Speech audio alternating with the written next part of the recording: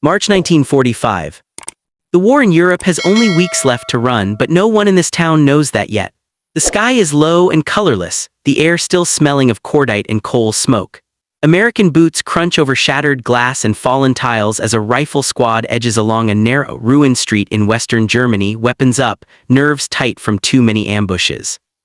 They pass burnt-out carts, a tram car frozen on its tracks, windows blown inward.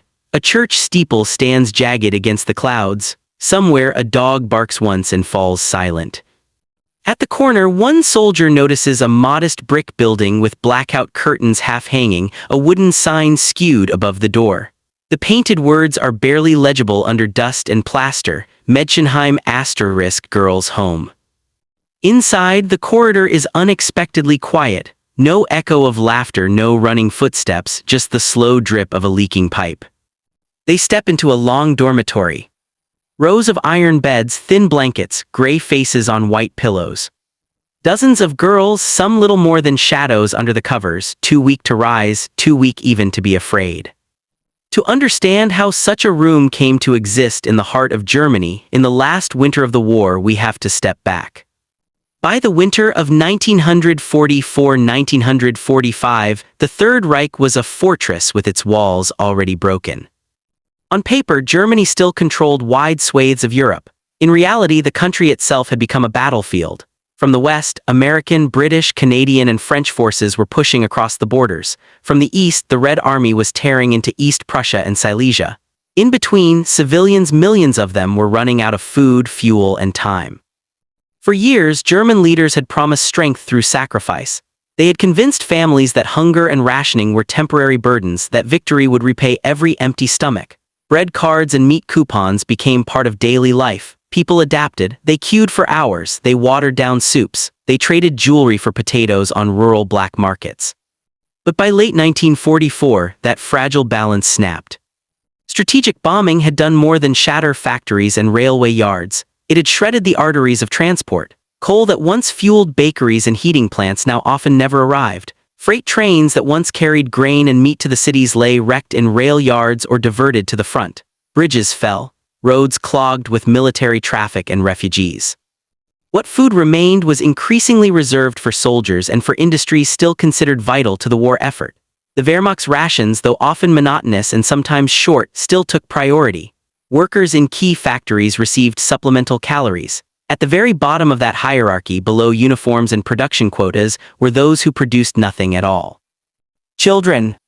In the propaganda posters, they had been the bright-eyed future, the Hitler Youth and League of German girls in neat uniforms, smiling under red banners. In reality, by 1944, many children were thin, pale, and tired. Some had already lost everything. Since 1940, air raids on German cities had intensified. Hamburg, Cologne, Essen, Dusseldorf, Frankfurt, Munich, Berlin, all had been hit. Families were killed in cellars. Streets vanished overnight. Surviving children were evacuated from the biggest targets, sent to rural relatives or into organized camps and homes in quieter regions. Some of those places were formal orphanages, long predating the Nazi era, Catholic and Protestant children's homes, municipal institutions run by welfare offices. Others were improvised children's homes in requisitioned villas, schools, or convents. They took in war orphans, children of bombed-out families, and those whose parents were at the front or missing. By 1943 and 1944, another category of child had silently appeared in these institutions.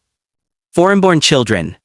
Some were the sons and daughters of forced laborers brought to Germany from Poland, the Soviet Union, and other occupied lands, separated from their parents by policy or circumstance.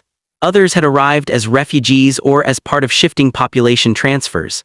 A few were hidden away because of ancestry that carried lethal risk under Nazi racial laws. On paper, the state had detailed structures for youth welfare. There were offices, case files, ration books. In practice, those structures were cracking under the weight of total war. Social workers were drafted, clerks were killed in bombings, buildings were destroyed, lines of authority blurred between party functionaries, church authorities, and local administrators just trying to keep their towns functioning for one more week. In many places, the staff of children's homes, nuns, deaconesses, lay caregivers, and state employees found themselves in a tightening ring. Each month, the official ration allocations shrank. Each month, deliveries became more unreliable. Potatoes rotted in transit. Meat cards became meaningless where there was no meat at all. Caregivers wrote letters to district offices and relief agencies that were never answered or answered too late. They diluted milk with water. They stretched thin soup with turnip tops and beet peels. They quietly begged local farmers for leftovers. They bartered their own possessions. Every adult pound lost meant a few more calories for a child. Still, it was not enough. By the final winter, many girls and boys in institutional care were chronically undernourished. Their growth stalled. Their immune systems weakened. Ordinary childhood illnesses turned deadly. In unheated dormitories, coughs lingered, bedwetting increased, nightmares intensified, the boundaries between hunger, sickness, and despair blurred. At the same time, the front was no longer far away. In Western Germany, towns that had once felt like the deep interior suddenly found themselves on the edge of the war. The American breakout from Normandy in the summer of 1944, the liberation of Paris, the drive across France and Belgium to the German frontier, all of it had happened in a matter of months. The failure of the Ardennes offensive, the Battle of the Bulge in January 1945, destroyed any realistic chance of stopping the Western Allies on German soil. As the front drew closer, official concern for children became more rhetorical than real. The regime ordered total war. Old men and teenage boys were drafted into the Volkssturm militia. Resources were pulled toward the collapsing front lines. Local Nazi leaders were told to hold out at all costs. Those who spoke of evacuation or surrender risked being branded defeatists. In that climate, the women running a children's home in a small town did what they could in silence. They tried to keep routine alive, morning prayers, lessons when possible, chores, a walk in the courtyard if there was no raid. They tried not to show their own fear when sirens wailed and bombs fell closer than ever before. In the distance, by early 1945, a new sound joined the familiar drone of Allied bombers, the rolling thunder of artillery from the west. Rumors swept through cellars and corridors. The Americans were across the border. The Americans were at the river. The Americans were in the next town. What no one in that dormitory of girls could know was that, among the American units pushing steadily forward, there were already orders on file for what to do when they encountered civilians like them. Those orders had not been written for one home or one town, but for an entire country about to be overrun. In the months before the invasion of France, Allied planners in London had argued over more than beaches and bridges. They had debated what would happen the day after a town changed hands. Who would police the streets? Who would control the food supply? Who would speak for children, the sick, the elderly? The U.S. Army created civil affairs units, officers and specialists trained to restore basic administration in captured areas. They studied language, local government structures, and international law. They memorized procedures for taking over town halls and police stations, for reopening waterworks, for seizing food stocks where necessary. By late 1944, as American forces crossed into Germany proper, these units carried with them a set of assumptions. There would be hunger, there would be displaced people, there would be children without parents. Field manuals and circulars laid out priorities. Public order came first: no looting, no uncontrolled crowds, no revenge killings. Disease must be checked, clean water, latrines, garbage removal. Food distribution had to be organized, using captured supplies wherever possible. Special attention was repeatedly directed to vulnerable groups: infants, pregnant women, the sick, and children in institutions. On paper, it was a neat hierarchy: secure, stabilize, then feed. On the ground, that order often blurred. In the Rhineland campaign of early 1945, American infantry divisions moved through towns and villages at a relentless pace. First Army and Ninth Army formations pushed across the Roer, then toward the Rhine, clearing German defenses in a grinding series of attacks through forest, farmland, and industrial suburbs. Artillery pounded suspected strongpoints. Engineers worked under fire to repair roads and bridges. Behind the front line, columns of supply trucks, ambulances, and support units followed as best they could, often delayed by wrecked infrastructure and traffic jams. Among them rolled field kitchens, mobile stoves, fuel, and trailers packed with flour, canned meat, coffee, sugar, and dried eggs. For the soldiers at the tip of the spear, the war in March 1945 was a mixture of routine and shock. They had pushed through the hedgerows of Normandy, the fields of Belgium, and the dark woods of the Ardennes. They had seen ruined villages and hungry faces before. In France and Belgium, many had already shared rations with children, distributing chocolate bars and chewing gum, letting small hands dip into their pockets for hard candy. In those earlier months, the Germans had still been over there. Now, as they stepped onto German soil, the emotional landscape shifted. Propaganda on both sides had painted the enemy in blunt strokes. Some American soldiers expected bitter resistance from a fanatical population. Others braced for accusations of softness if they showed too much pity. Yet the reality on the streets was often more complicated. When American units entered small German towns by early 1945, they typically found a strange mixture of defiance, fear, and exhaustion. Nazi flags might still hang in official buildings, but many of those who had shouted loudest at rallies were already gone, drafted, evacuated, or dead. Those left behind were disproportionately women, children, and the elderly. Standard procedure upon entering a town called for a careful advance. Infantry squads would move from house to house, checking for snipers, weapons caches, and holdouts from the Wehrmacht or Volkssturm. Tanks and tank destroyers covered crossroads. Engineers searched for mines and demolition charges. Machine gun teams watched windows and rooftops. Meanwhile, selected officers or NCOs sought out the Bürgermeister, the mayor, or whoever was left to represent local authority. They demanded surrender of any remaining weapons. They asked about water supplies, electricity, hospitals, and bakeries. They inquired, as civil affairs training had drilled into them, about prisons and institutions, places where large vulnerable populations might be confined. But reality rarely unfolded in sequence. Sometimes a patrol found the prison before the town hall. Sometimes they walked into a hospital ward before anyone reached the mayor's office. Sometimes wandering half-starved children reached the American lines before any official delegation appeared.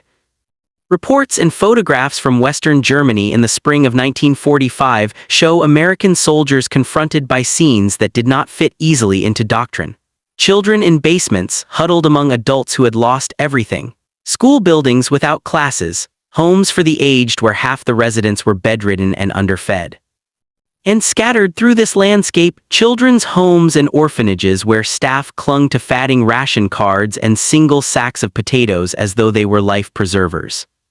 Some of these institutions tried to signal their presence. White sheets hung from windows. Crosses or religious symbols were displayed prominently. Hand-lettered signs announced *Kinderheim* or Mädchenheim in hopes that advancing troops, whatever their nationality, would understand. Others stayed dark, curtains drawn, fearing stray shells and stray men in equal measure. By March, as American divisions approached the Rhine and encircled the great industrial region of the Ruhr, the compressed geography of Germany made encounters with such places more likely. Factories, workers' tenements, schools, and institutional homes stood side by side in many towns. A single artillery barrage or air raid might strip roofs from all of them at once. In one such town, a modest brick building with its crooked sign had already weathered several near misses.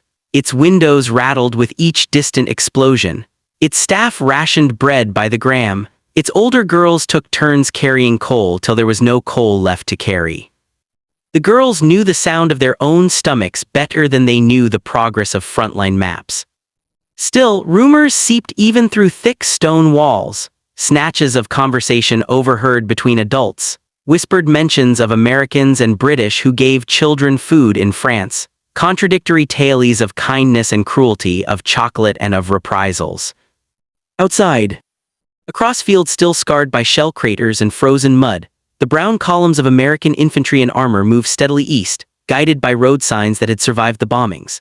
Tired men rode on tanks or trudged behind them, weapons slung, packs heavy, their pockets carrying the same unremarkable items they had carried in Normandy and the Ardennes: cigarettes, photographs, a chocolate bar saved for some future moment. None of them marked on their maps the anonymous brick building that housed several dozen girls who could scarcely stand. Yet the intersection of their paths and that building was becoming inevitable. The town lay astride a useful road. The road lay on the way to the next river crossing.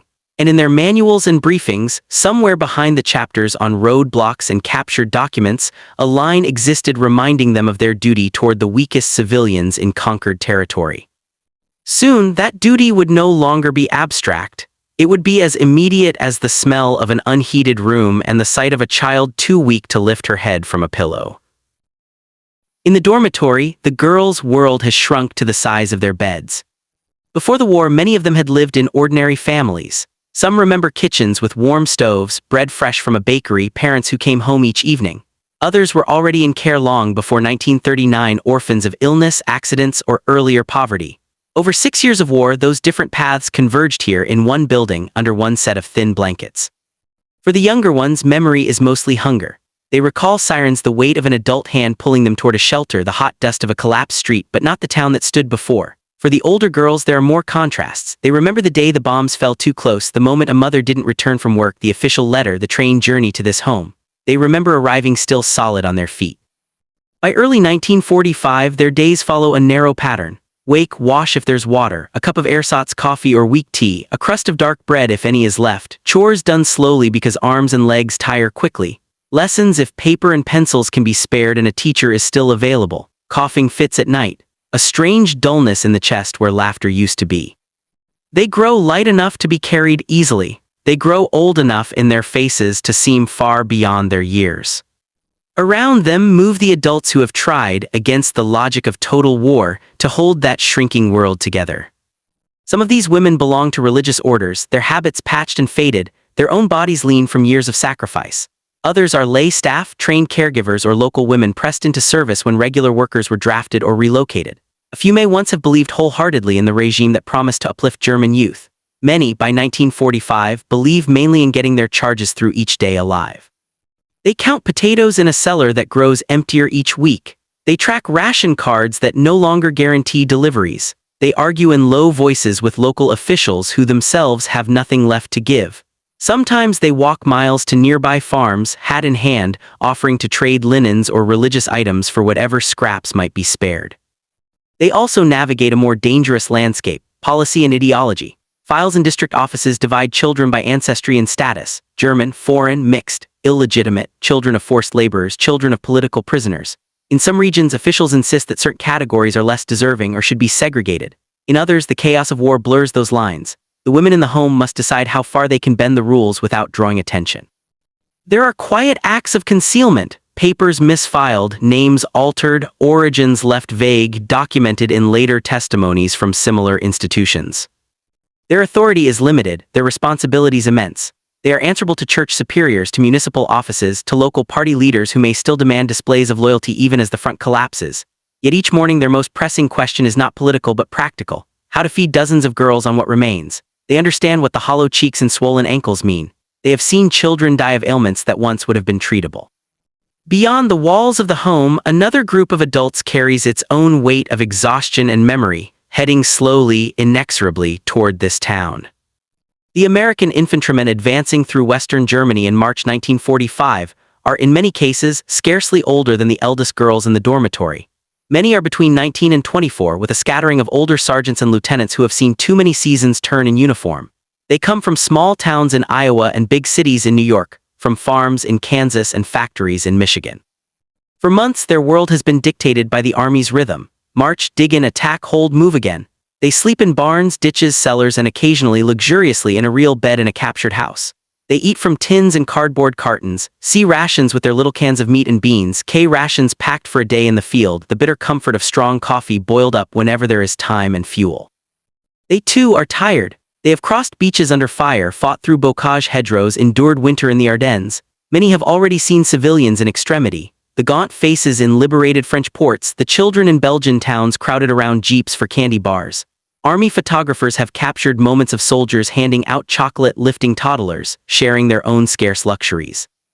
Along the way, medics and chaplains have warned them that hunger can be dangerous in more than one way. They are told not to overfeed those who are visibly starving, not to give away so much of their own food that they themselves become weak. Yet the impulse to share is difficult to regulate when a child is starving at a can of meat or a piece of bread. The men approaching the ruined streets of this German town carry ammunition and rations in the same packs. Buried in those packs is the possibility of something no operational order can fully capture: an unscripted moment of mercy between occupiers and the smallest inhabitants of the defeated country. Soon, the narrow world of the orphanage and the hard, marching world of these soldiers will meet in one cold building. In their supply columns, the United States Army carries a very particular kind of power: heat and calories packed in cardboard, tin, and canvas. By 1945, American logistics have refined the art of feeding men in the field. There are the individual rations, K rations designed for a day's use, with their small tins of cheese or meat, biscuits, powdered drink, candy, and cigarettes. There are sea rations, heavier cans of meat and beans, meat and spaghetti, stews meant to be heated when time allows. And behind them, more distant from the front but always struggling to catch up, come the field kitchens. Mounted on trailers or trucks, staffed by cooks who have followed the same units from Normandy onward, these kitchens operate with coal or gasoline-fired ranges. With flour, dried eggs, powdered milk, bacon, and whatever fresh produce can be purchased or requisitioned locally, they turn bulk stores into something like real meals: hot coffee by the gallon, vats of stew, trays of bread, and simple cakes. Men remember the smell of bacon grease and coffee on frosty mornings as vividly as they remember the crack of rifle fire. Army medical officers, watching liberated prisoners of war and malnourished civilians stumble into their aid stations, have begun to appreciate that starvation is not solved by one heavy meal. They note cases where the sudden intake of rich food causes vomiting, cramps, even collapse. Circulars and informal advice spread through medical channels: start with something light, feed small amounts more often, watch for shock.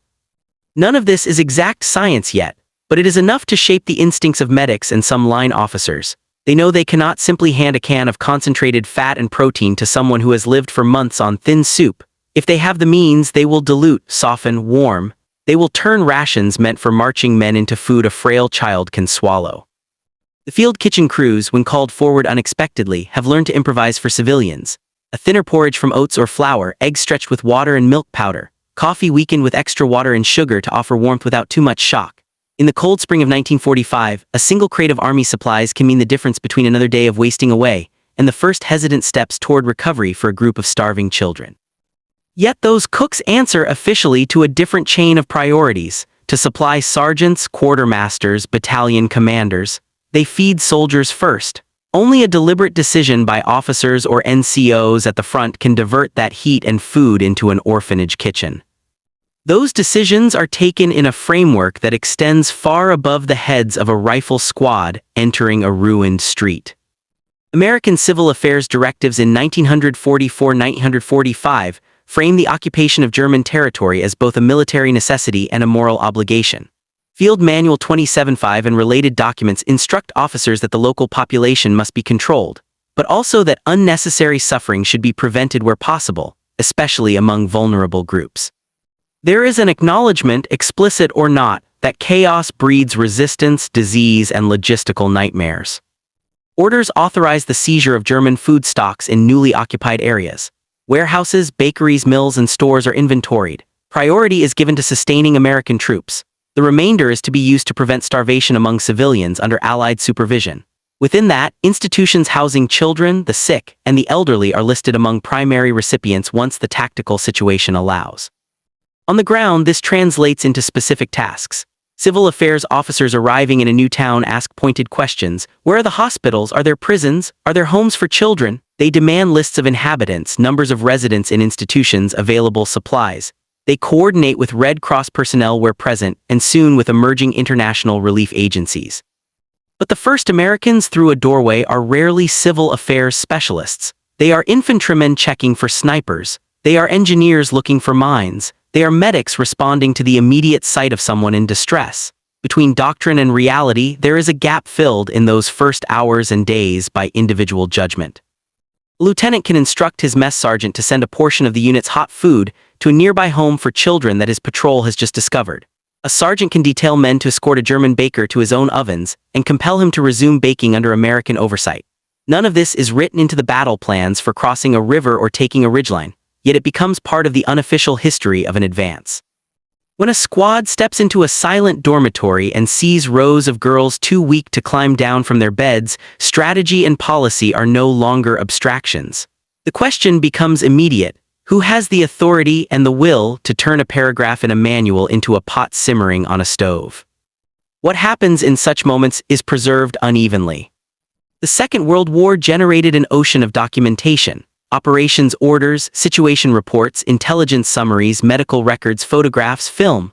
It also produced a more fragile archive, scattered through tens of thousands of private lives: letters home, diary entries, half-remembered stories told to children and grandchildren decades later. Many veterans who fought in Western Europe wrote about the great battles, the beaches, the Bulge, the crossing of the Rhine. Others, when they did commit memories to paper, dwelt instead on smaller scenes that had seared themselves into the mind. A French child begging at a ration line, a German mother pushing her children toward the GIs with a desperate plea, a field kitchen surrounded by silent, starring civilians. Here and there in these memoirs and letters, there are references to orphanages or children's homes discovered along the line of advance.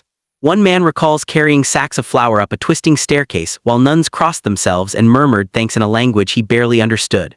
Another mentions the shock of seeing teenagers who weighed scarcely more than children, their wrists like sticks in his hands. A chaplain notes the distribution of army soup to a group of girls in a home for waifs in the Ruhr, and the way their eyes followed the ladles. These accounts are rarely precise about dates and locations. The soldiers did not stop to record the street name or the institution's full title. They often remembered only that it was near the Rhine or in some town on the way to the Ruhr. The children themselves, if they survived, grew up amid the broader dislocation of post-war Europe, their memories of that first proper meal blending with so many other upheavals.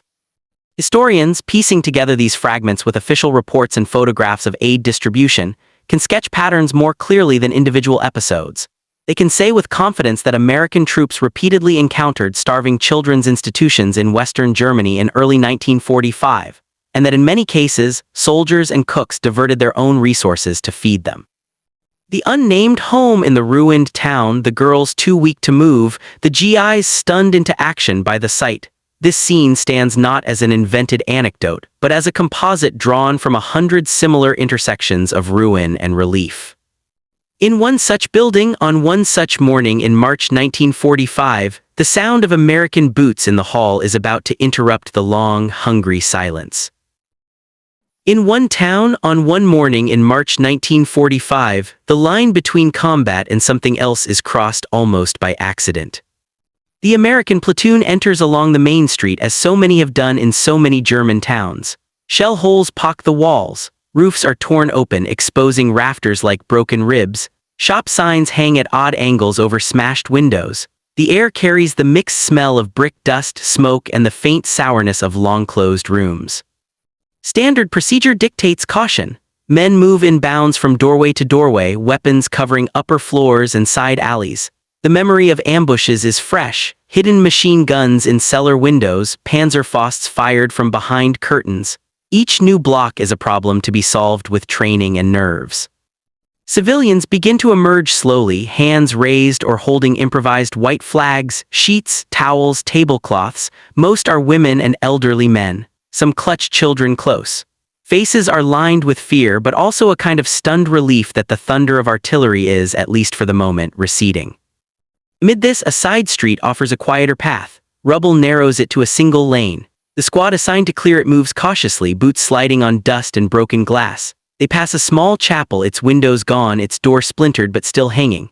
A little farther on, a modest 3-story brick building stands with its facade largely intact, only a corner of the roof damaged. Near the entrance, a board that once bore neat lettering now hangs crooked. The words can still be read through the dirt and plaster. A girl's home, a residence for young women. The exact phrasing varies from town to town, *Mädchenheim, Kinderheim, sometimes a religious name. For the soldiers, the precise title matters less than the implication, many civilians likely concentrated inside. Training and habit require the building be checked like any other. A place with many rooms could hide weapons or frightened men pressed into last-ditch service. The lead men approach the door, test it, find it unlatched. The interior air that spills out carries a different smell than the street. Stale linens, unwashed bodies, disinfectant that has long since lost its potency. Inside, the corridor is dim. Windows are either broken or shuttered against blast. Plaster dust coats the floor. Voices call softly, a mixture of English and German, urging anyone present to show themselves. No one answers. Room by room, the first floor reveals itself as offices, a small kitchen with cold stoves, a dining hall with chairs stacked or toppled. There are plates on a sideboard thinner than regulation army crockery, some still bearing the traces of old meals, a ring of dried gray soup, a crust of bread too hard to attract even rats. In a corner, a sack lies open, its bottom empty, a few shriveled potatoes rolling loose. Up a flight of stairs, down another corridor, the building's purpose becomes fully visible. The dormitory door opens onto rows of narrow iron beds set in tight parallel lines. Thin mattresses sag in the middle. Blankets, more threadbare than warm, are pulled up to chins, on each pillow a face. The soldiers who have spent months scanning hedgerows and tree lines react first with tactical reflex. Eyes travel to windows, to exits, to make sure no one stands behind them with a weapon. Only then does the immobility of the room sink in. The girls are not sitting up to see the newcomers, most are hardly moving at all. In accounts from similar discoveries, soldiers later wrote of the silence as the most shocking thing. Institutions full of children are expected to buzz with sound, whispers, giggles, complaints, the scrape of chairs, the soft chaos of a shared life. Here there is only the faint rustle of breath and the occasional dry cough. Faces look older than their years, skin stretched over fine bones. Hair lies flat and lifeless against pillows. Eyes, when they open, seem too large in emaciated faces. Limbs under the blankets suggest angles where there should be curves. Some girls turn their heads slightly, following movement. Others stare at the ceiling, unfocused. Signs of long, insufficient feeding are visible to anyone who has seen hunger before. Clavicles protrude sharply. Hands are narrow, with knuckles like knots. In a few cases, there is the paradoxical swelling of ankles or faces that can accompany severe protein deficiency. Blankets that should warm seem instead to weigh heavily on chests grown weak. Among the group of Americans, someone has the basic medical training common to field medics and many sergeants by this point in the war. The assessment, though not couched in clinical terms, is instant. These are not children merely in need of a good meal. They are in various stages of serious malnutrition and illness. Left as they are, some will not last many more days. Staff appear, drawn by the sound of foreign voices and boots. Women in worn clothing, one perhaps in religious habit, step hesitantly into the room. Their own faces carry the marks of strain, hollow cheeks, red-rimmed eyes from too many sleepless nights. They speak in German, perhaps in a few words of halting English, trying to explain, to defend, to plead. They gesture to cupboards and cellars that hold little or nothing. The platoon leader, or the senior non-commissioned officer present, understands at least the essentials. He sees the ledger on a desk with names and ages. He sees the near-empty storeroom with a few handfuls of grain or dried vegetables. He cannot grasp every detail of their months-long struggle, but the end result lies plainly in front of him. Military instinct meets human reaction. Under American doctrine, he is now responsible, however briefly, for the security and welfare of civilians in the area his unit occupies. A children's home filled with starving girls is both a humanitarian concern and a potential medical one. Disease could spread in such conditions. Panic could erupt if word reaches the rest of the town that some are being fed while others are not. The immediate steps follow a pattern seen in similar situations. A messenger is sent back toward the company command post with a quick report. Building identified as girls' home, many residents in poor condition, assistance required.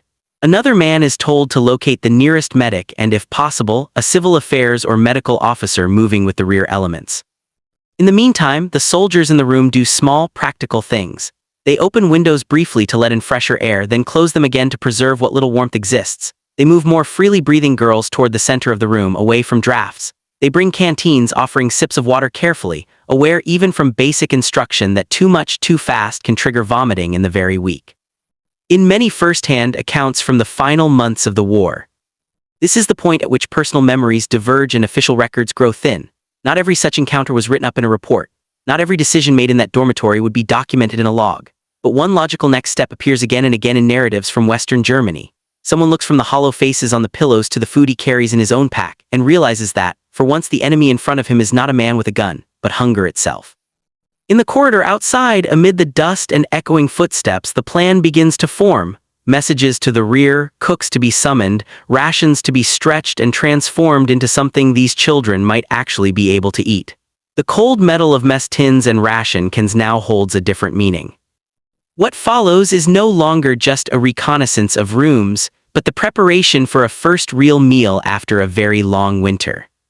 The message travels back along the shattered street with the urgency of something that cannot be postponed. A runner, slipping on broken stone, reaches the company command post, a commandeered house or cellar where maps are spread across a table and a field telephone line hums softly. Between reports of enemy positions and requests for ammunition, there is now a brief, blunt description. A building full of girls, many unable to move, hardly any food. For a commander who has spent months calculating distances to objectives and amounts of artillery needed to take a ridge, this is a different kind of problem but not an unfamiliar one. Similar reports have filtered in from France and Belgium, from small villages and larger towns. The pattern is always the same: civilians on the edge of survival, institutions without supplies. Decisions follow quickly. The unit's field kitchen, set up a short distance behind the lines in a less damaged part of town or on its outskirts, is ordered to divert some of its stores. Whatever the men were going to have that day, eggs from powder, porridge, coffee, perhaps some bacon, will be shared. A portion will be thinned, adapted, and carried forward for those who cannot stomach a soldier's ration. The cooks, who have already lit fires under their range, adjust their plans without ceremony. They are used to serving under pressure, feeding riflemen in intervals between attacks, moving their stoves at short notice when shelling gets too close, stretching supplies in bad weather. Now they gather tins and sacks with a new purpose. Powdered eggs, dried milk, sugar, and some kind of cereal grain, oats, or a coarse flour are set aside. Coffee, a staple for soldiers, gives way in part to hot water flavored more gently, suitable for children not used to its bitterness. The cooks aim for something warm, liquid, and relatively easy to digest. A thin porridge, enriched with milk powder and just enough sugar to coax weakened appetites without shocking their systems. Fuel is loaded: jerrycans of gasoline, boxes of solid fuel, lengths of scavenged wood. Utensils are gathered: large pots, ladles, stacks of metal or enamel bowls where available. A vehicle, perhaps a small truck or jeep with a trailer, is pressed into service to carry it all the few streets forward to the brick building that now occupies a corner of everyone's thoughts. At the orphanage, in the minutes between the first discovery and the arrival of proper supplies, smaller preparations are already underway. Soldiers and staff work together in an awkward but focused partnership.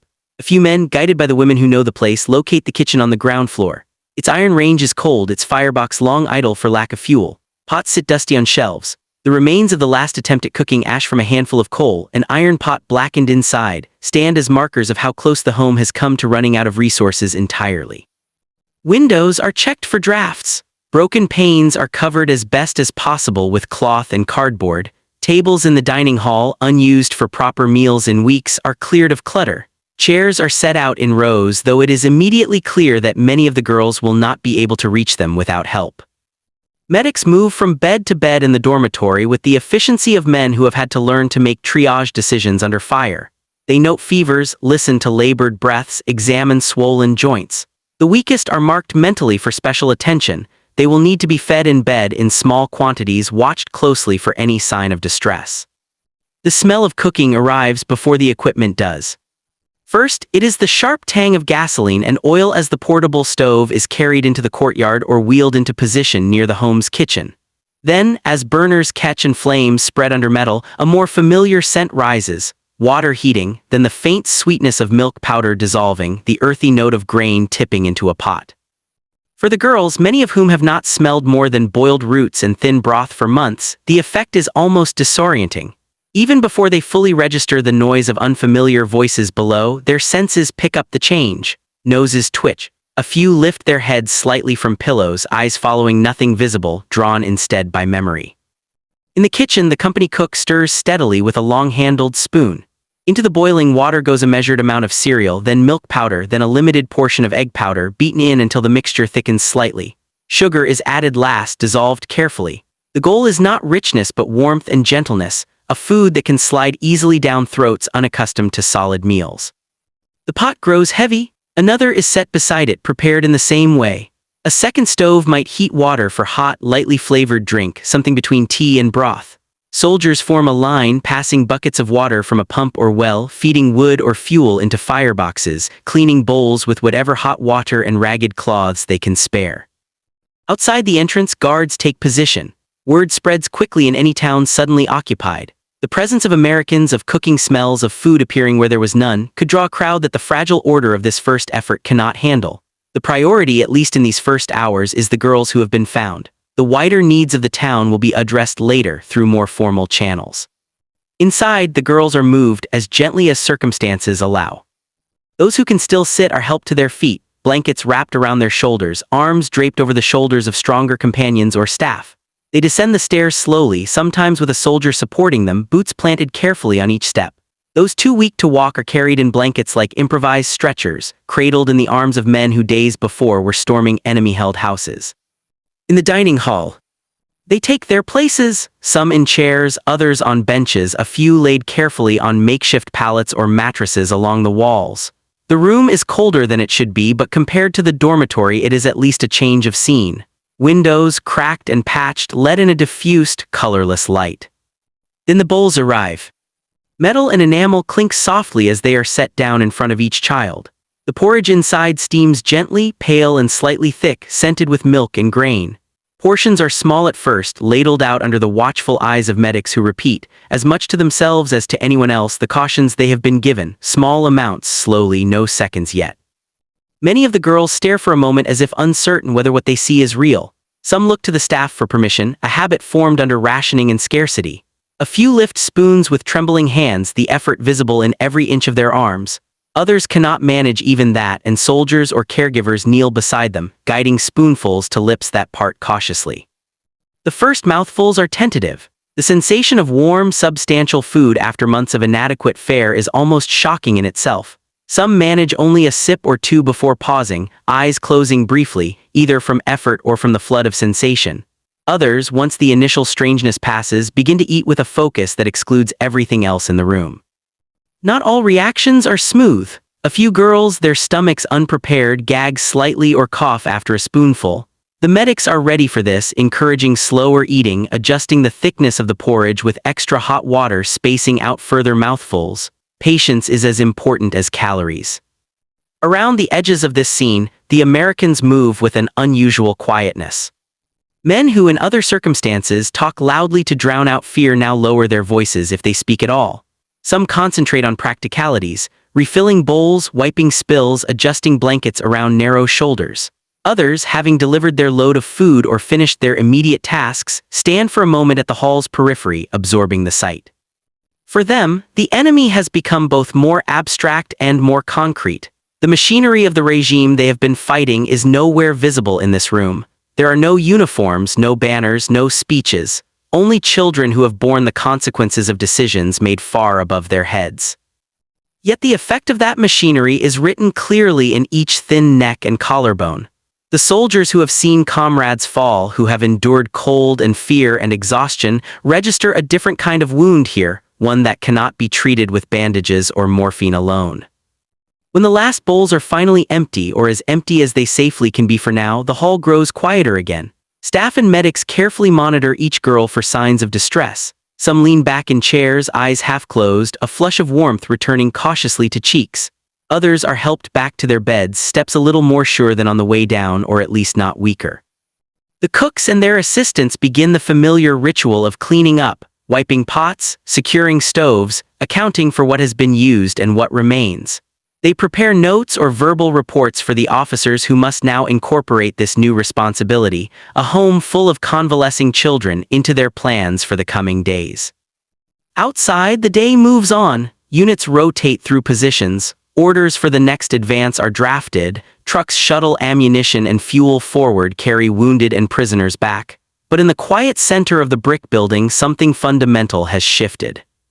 For the girls, this breakfast is more than a meal. It is tangible proof that the world beyond their walls has changed, that the uniforms now filling their corridors bring not just fear and uncertainty but warmth and food. For the soldiers, it is a reminder that victory is measured not only in captured ground, but in lives pulled back from the edge. The first pots are empty, the fires under them dying down. Yet the need they have begun to address will not be satisfied in a single sitting. The question now is how and by whom this fragile beginning will be sustained in the days and weeks that follow. What happens in the hours and days after that first breakfast follows a pattern documented again and again across Western Germany in the spring of 1945. The immediate priority is continuity. One hot meal is not enough to turn bodies around that have been wasting for months. The company commander, now fully aware of the situation, issues simple but consequential instructions. The field kitchen will provide food regularly to the girls' home, subject to tactical conditions. NCOs are assigned to coordinate with the staff, to make sure bowls and buckets are returned, to monitor how supplies are used. Medics, having seen the first reactions to the porridge, begin to organize something like a schedule. Light meals 2 or 3 times a day, increasing in quantity only as the girls' systems tolerate it. They advise against sharing with outsiders for now, however painful that seems in a starving town. The fragile children must stabilize first. It is an uncomfortable line to draw, but one informed by early frontline experience and medical briefings. The sickest are moved. Within a day or two, army vehicles, ambulances if available, otherwise trucks padded with blankets and straw, arrive to transport the most fragile girls to a nearby aid station or field hospital. They're under canvas or in requisition buildings, they can receive more controlled care. Intravenous fluids, careful monitoring, a slightly safer environment than an unheated dormitory in a building that might yet suffer stray shelling. For the staff who have kept vigil over them through the hardest months, watching them go is both relief and fear. Some may not return. In similar cases across the region, not every child pulled back from the edge by that first meal survives the infections and organ strain that follow. But the odds, at least, are no longer determined solely by empty larders. In the home itself, routine slowly begins to change shape. The dining hall, once a room of rationed despair, becomes the focal point of each day. At set times, determined as much by the movement of military units as by any clock, American messmen or assigned soldiers carry in pots and containers from the field kitchen. The contents evolve, still often porridge or thin stews, but now sometimes accompanied by slices of bread from army bakeries or from local ovens commandeered and supplied under U.S. supervision. Civil affairs officers who might have been in another part of the town on the day of the first discovery arrive with notebooks and interpreters. They count beds, tally ages, confirm numbers of staff. They inspect storerooms and kitchens, compare what they see with the claims made by the home's administrators. They identify sources of local food that can supplement American supplies. A warehouse with flour, a mill outside town with remaining grain, farms within reach that can be compelled to supply potatoes, milk, or vegetables. At meetings in hastily repurposed offices, these officers instruct the Bürgermeister and other remaining civic leaders that the children's home is now under Allied protection and priority. Local bakers are ordered to resume baking for specified institutions using flour provided by the Americans. The police, now toothless and watched closely, are told to ensure that no one interferes with deliveries. Some of this finds its way into the official record. In unit journals and G5 civil affairs reports, short entries note, investigated children's home approx. Several dozen girls undernourished, arranged for daily ration from co-mess and requisition of local food stocks.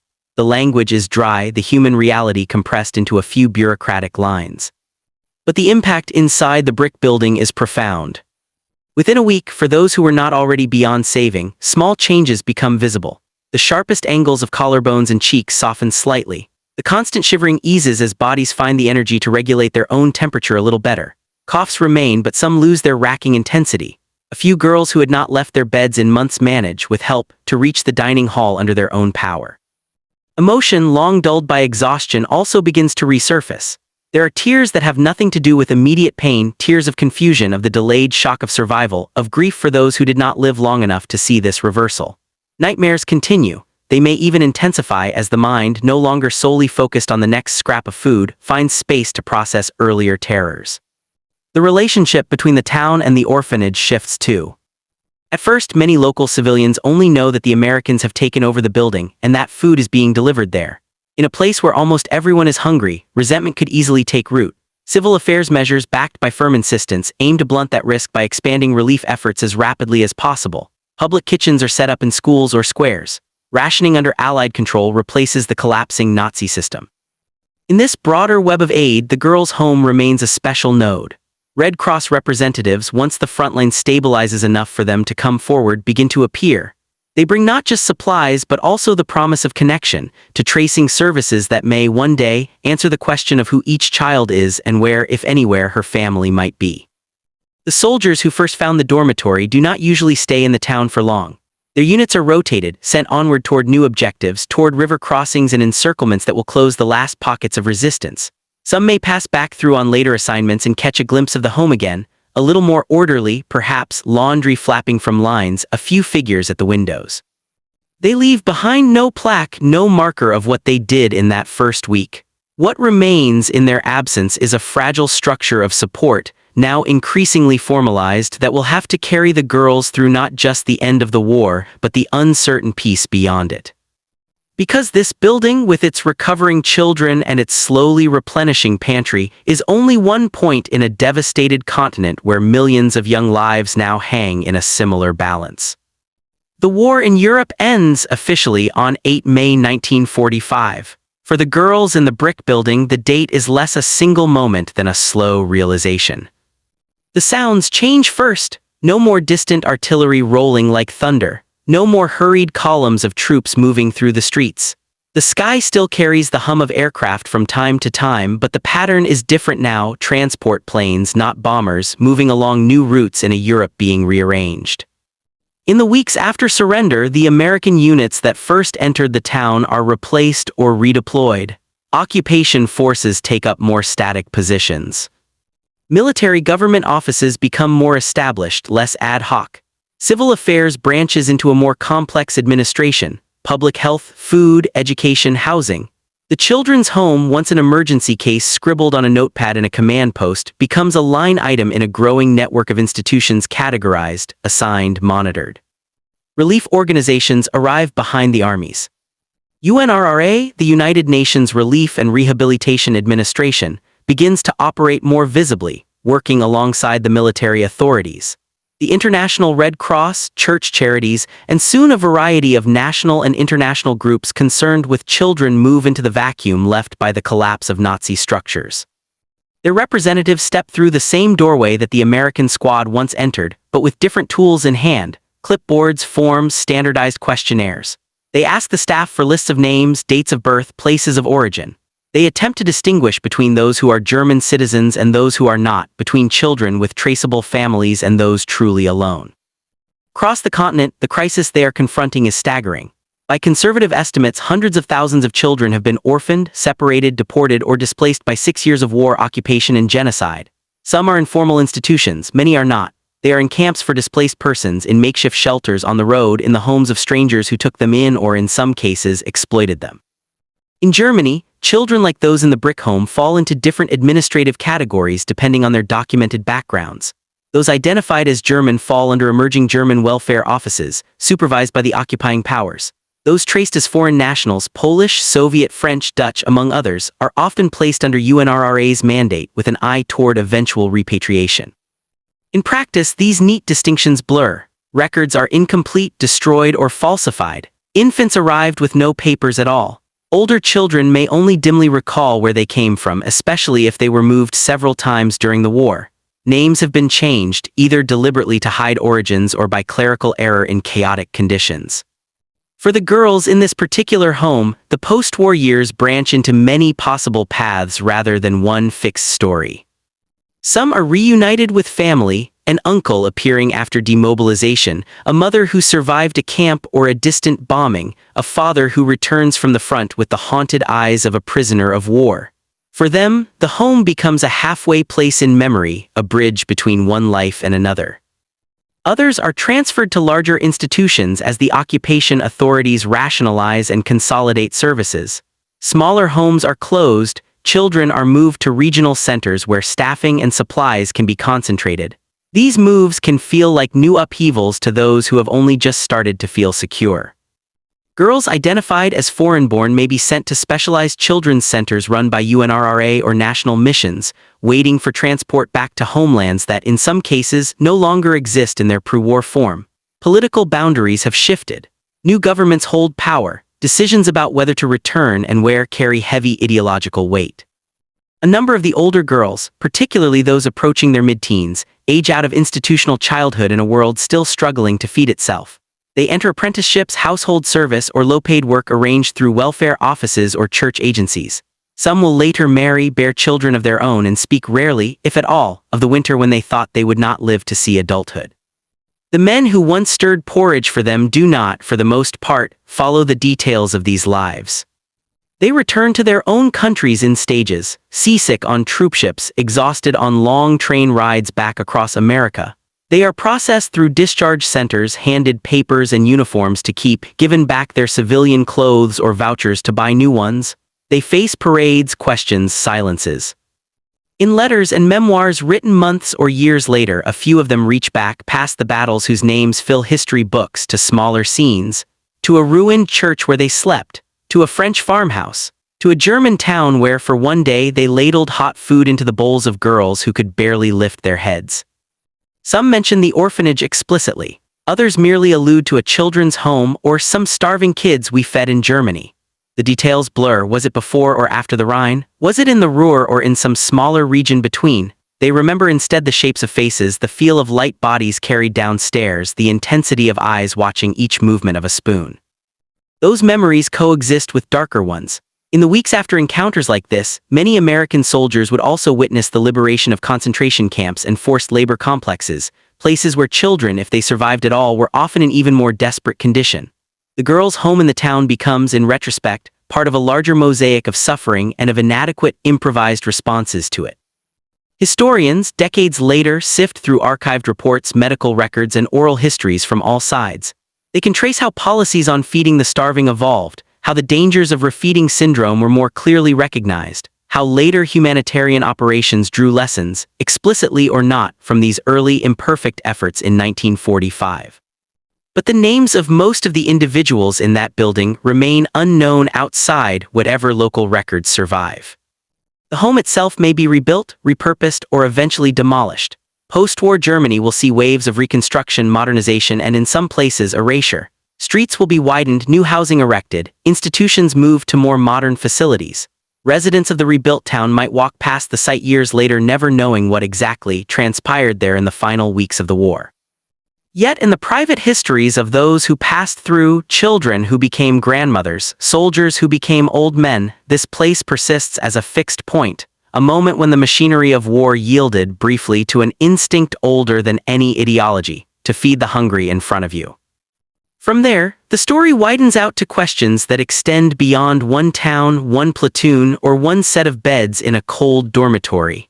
Questions about responsibility, about what it means to conquer, about the obligations owed to those who were too young to choose any side at all.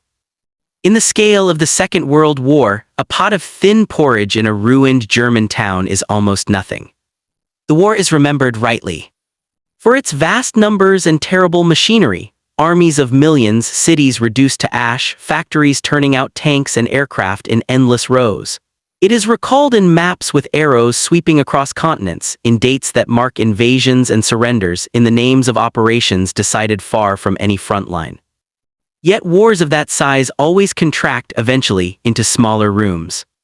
Into a dormitory where children stare at a ceiling too weak to move. Into a kitchen where a soldier taught to destroy stirs food instead. Into a courtyard where the same fuel that heats a mess stove has, hours earlier, powered engines and guns.